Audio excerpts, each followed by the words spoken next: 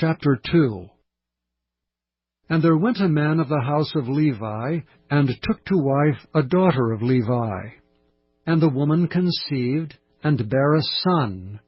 And when she saw him that he was a goodly child, she hid him 3 months.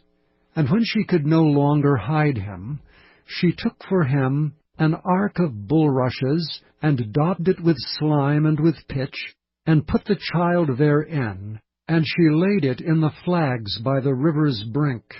And his sisters stood afar off, to wit what would be done to him.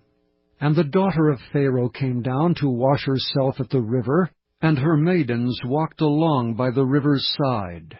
And when she saw the ark among the flags, she sent her maid to fetch it. And when she had opened it, she saw the child, and behold, the babe wept. And she had compassion on him, and said, This is one of the Hebrews' children.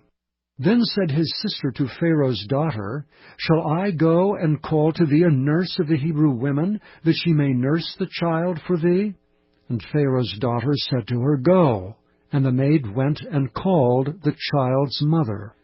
And Pharaoh's daughter said unto her, Take this child away and nurse it for me, and I will give thee thy wages. And the woman took the child and nursed it. And the child grew. And she brought him unto Pharaoh's daughter, and he became her son. And she called his name Moses.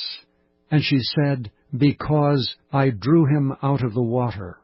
And it came to pass in those days, when Moses was grown, that he went out unto his brethren, and looked on their burdens. And he spied an Egyptian smiting an Hebrew, one of his brethren. And he looked this way and that way, and when he saw there was no man, he slew the Egyptian, and hid him in the sand. And when he went out the second day, behold, 2 men of the Hebrews strove together. And he said to him that did the wrong, Wherefore smitest thou thy fellow? And he said, Who made thee a prince and a judge over us? Intendest thou to kill me as thou killedst the Egyptian? And Moses feared and said, Surely this thing is known. Now when Pharaoh heard this thing, he sought to slay Moses, but Moses fled from the face of Pharaoh, and dwelt in the land of Midian, and he sat down by a well. Now the priest of Midian had 7 daughters, and they came and drew water, and filled the troughs to water their father's flock. And the shepherds came and drove them away, but Moses stood up and helped them, and watered their flock. And when they came to Reuel their father, he said, How is it that ye are come so soon today?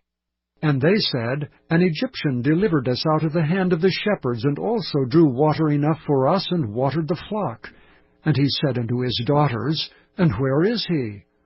Why is it that ye have left the man? Call him, that he may eat bread.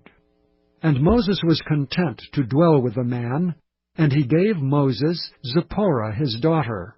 And she bare him a son, and he called his name Gershom, for he said, I have been a stranger in a strange land.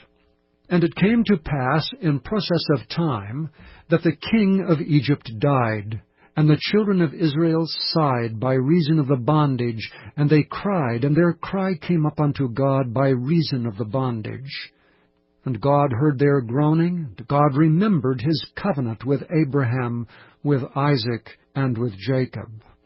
And God looked upon the children of Israel, and God had respect unto them.